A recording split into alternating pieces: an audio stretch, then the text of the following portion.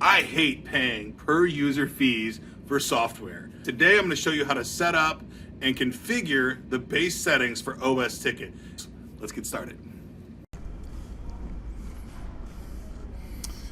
All right, let's get started. So you can see that I've already got my browser at my.hosterian.com, and I'm going to use my personal account for this. So I'm just going to sign in with Google, choose my Gmail account. Sorry for a little stutter there. And it's going to log me in. I'm not going to save my password. And we're going to work on this one here. This website's with ken.com. And from here, this is my my.hosterian interface, but I don't need any of this billing stuff right now. So I'm just going to create straight to log into cPanel. I need to get under the hood, and this gives me all the features that I need. From here, pretty much the same at any hosting provider. cPanel is cPanel, but all Hosterian sites have a plugin called Softalicious. If your host has Softalicious, you can use it. If they don't, osTicket has a how to install it without an installer. So, but I'm just going to search for osTicket because I know that's what we're going to install here. And this is the osTicket interface, and you can see release date was 8/19 of 2020, so this is the latest version. And down here you can see other related scripts that you might want to install, but today we're just going to look at osTicket and click install. So we're going to go 1.14.3, that's the version that we want. We don't want the older version. We're going to install it at HTTPS so it's secure, and we're going to do websites with ken.com, and I'm going to change this here to support. So my osTicket installation will be at secure websiteswithken.com/support.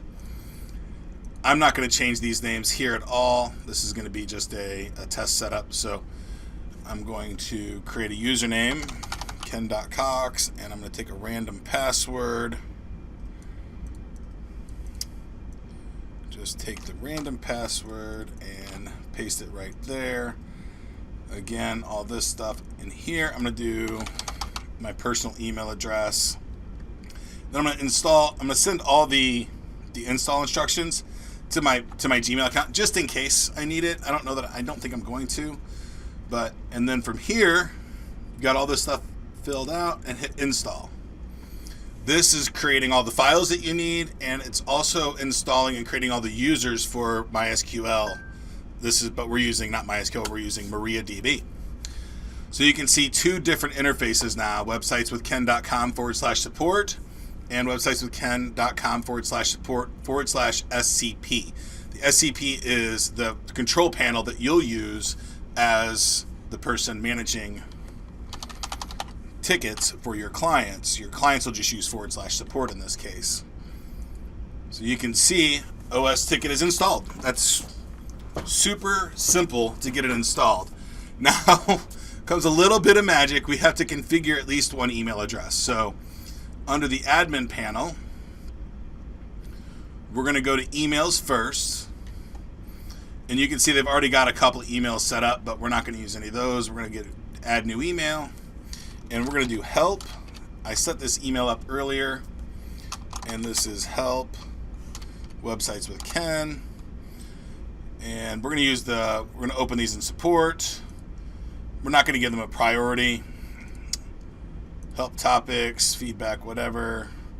Auto response. So here's you got to make a choice if you're going to auto respond. Hey, I got your ticket. And there's some templates that we'll show you here later. Or you can disable auto response.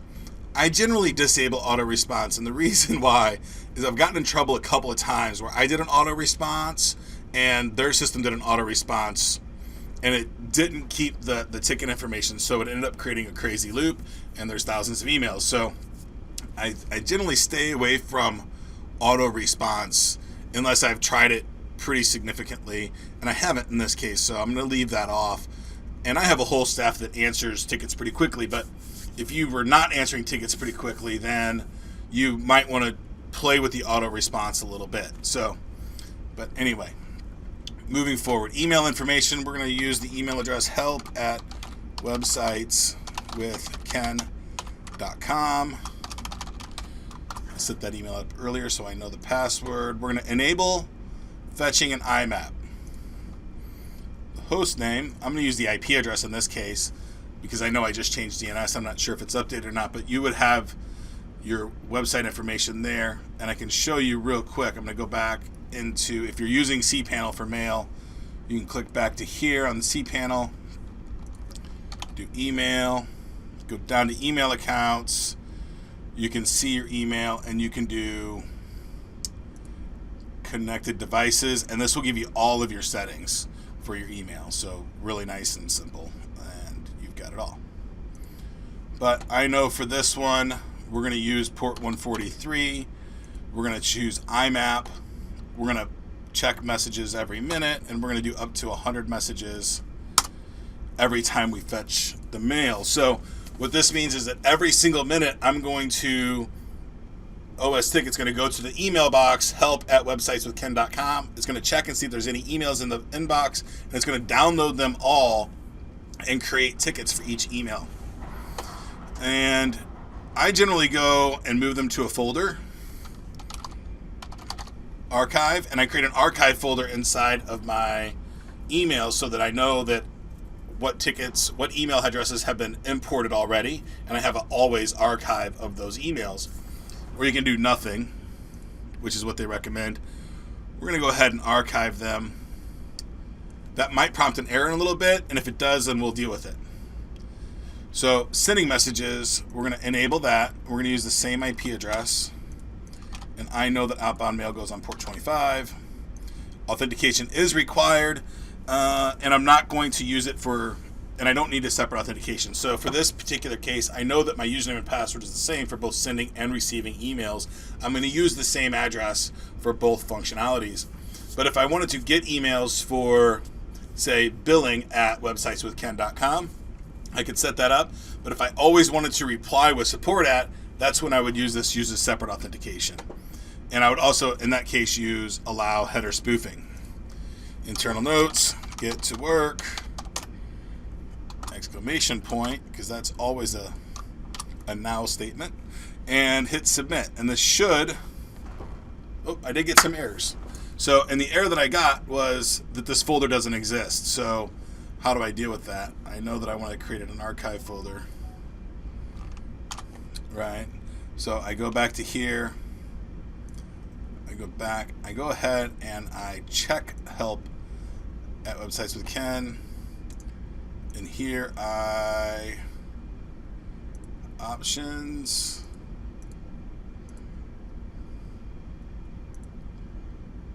Settings, folders, create new, archive, and hit save. It already has an archive, but that's a capital A. So let's see if these settings worked. And submit.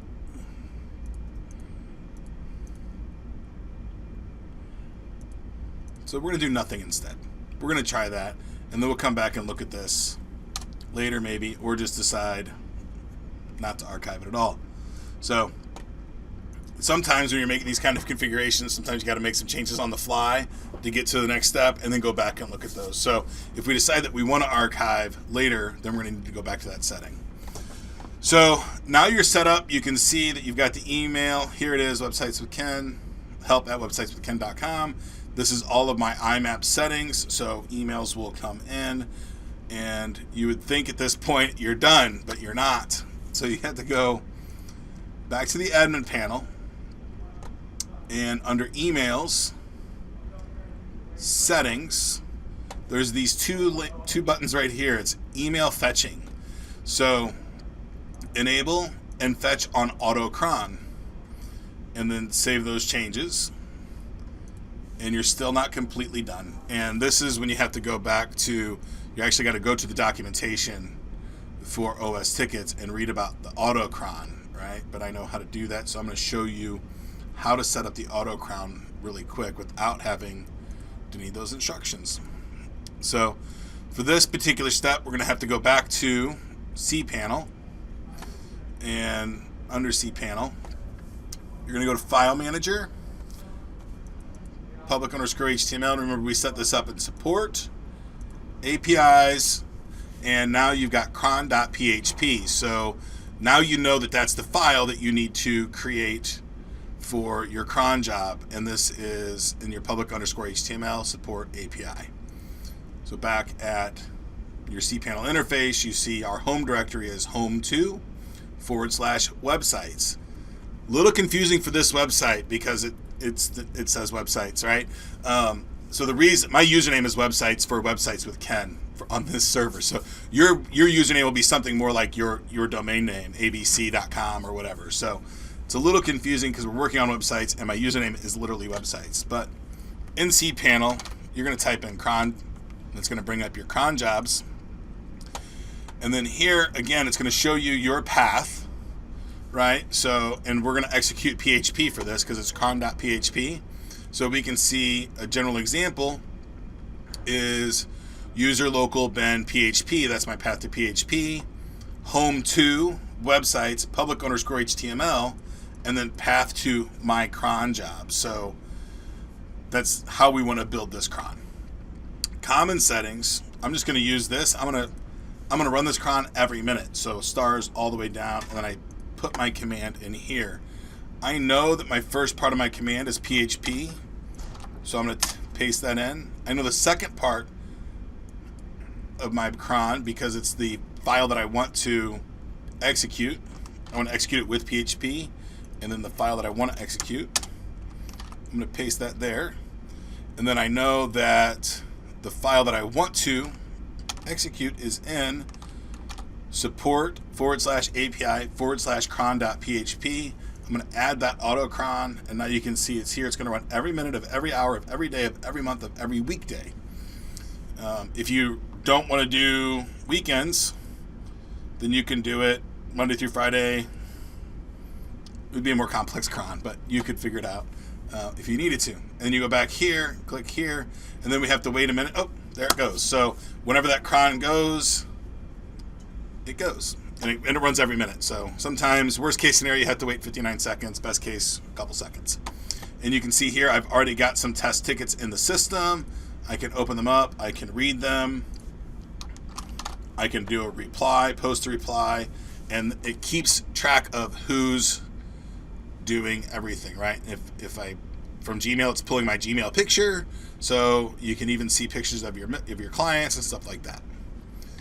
Pretty cool stuff. Now, the next thing you would want to do is create users, or agents in this case.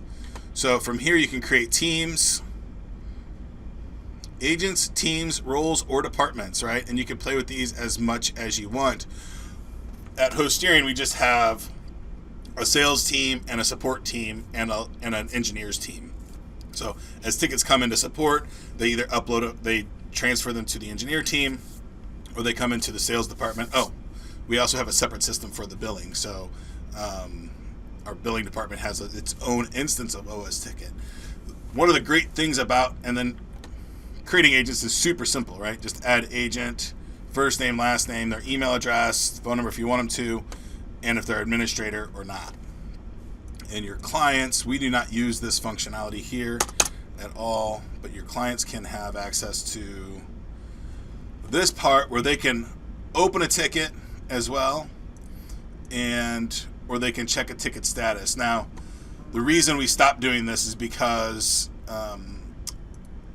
we had people attempting to hack this, so they would just brute force the email address and the ticket number. So we just made this non-accessible at all, because we didn't want to risk somebody accidentally getting access to somebody else's ticket information and having vital information about them. But you could definitely leave this function open where they can open a ticket. They can just go here and it would open a ticket. So if I try this, Ken Cox, I'm going to create a ticket. I got to choose a issue. I want some help. Test, create ticket.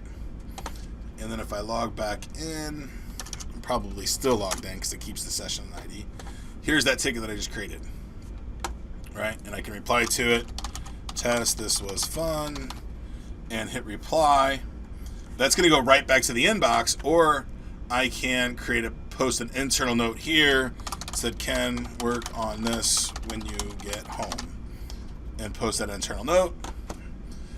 I'm not going to go through all the functionality of osTicket because it's vast. I just wanted to give you an idea of if you're paying right now for a ticketing system and you're paying per user $5 or $10 per month per user for this ticketing system, osTicket is a great source to where you can buy a hosting package, you can install osTicket, and you can have literally unlimited users. The only restriction is your storage space, which is really, really cheap, right?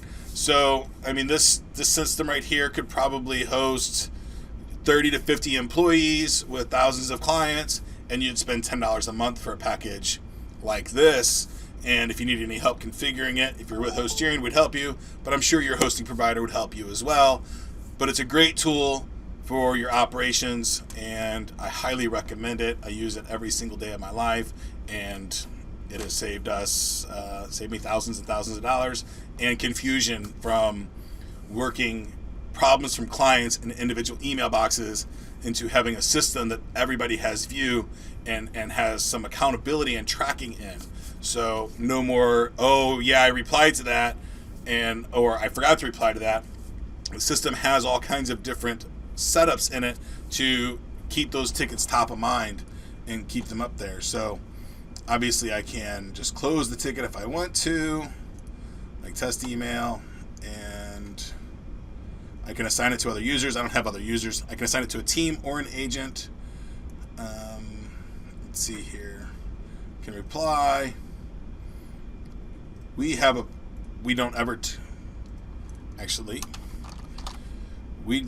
Our rules are that we never close a ticket defaultly without replying to the client. So if you want to close the ticket, just click the button to close the ticket. I can go back and show you the process if I wanted the email again. If I go to my email settings, and I have this test at websites with email set up, and I compose a message, and I do help at websiteswithken.com. And this is test for live video. Test 1, 2, 3, 4, 5, and I hit send.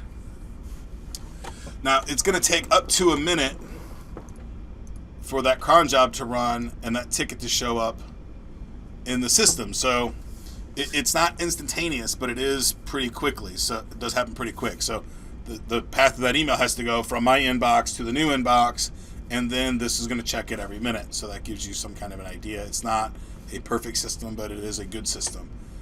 And now I have that ticket. I can open it up. I can post an internal note. Ken is a valued client. Please give him 10% off his labor for this job. So I can post that note, so I can, if the next tech sees it, he can see that, or I can do post a reply. Thanks, Ken, for all your support. I can keep that ticket open, I can resolve it, or I can close it and hit post reply. I'm going to close it for this case scenario. Sorry about that. And that's pretty much osTickets in a nutshell. If you have any questions about osTicket, feel free to hit me up and email ken.cox@hosteering.com, or my desk number is 314-216-7126. Happy to help anybody out that has any questions or needs some help navigating through a ticket system, osTicket, or any other ticket system that you need help with. I've worked with hundreds of them throughout the years.